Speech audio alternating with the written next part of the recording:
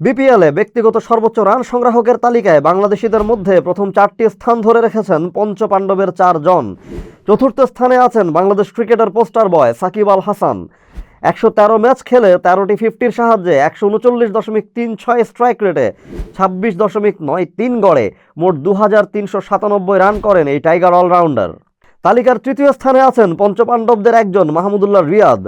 মোট 119 ম্যাচ খেলে 122.80 strike rate আর 27.09 গড়ে তার মোট রান 2520, যাতে 50 ইনিংস আছে 12টি। তালিকার দ্বিতীয় স্থানে রয়েছেন আরেক পাণ্ডব মুশফিকুর রহিম। দেশের ক্রিকেটার অন্যতম সেরা উইকেট কিপার ব্যাটারের সংগ্রহ 3262 রান, 36.65 গড় আর 131.74 স্ট্রাইক রেটে মোট 21টি 50-র সাহায্যে এই রান করেন মুশি। তালিকার শীর্ষস্থান দখলে রেখেছেন দেশসেরা tiger opener Tamim Iqbal. 3422 run করতে খান সাহেব খেলেছেন মোট 104 ম্যাচ, 50 করেছেন 28 বার, আছে 2টি সেঞ্চুরিও। এই পথ পরিক্রমায় খান সাহেবের ব্যাটিং গড় 37.60 আর স্ট্রাইক রেট 123.22।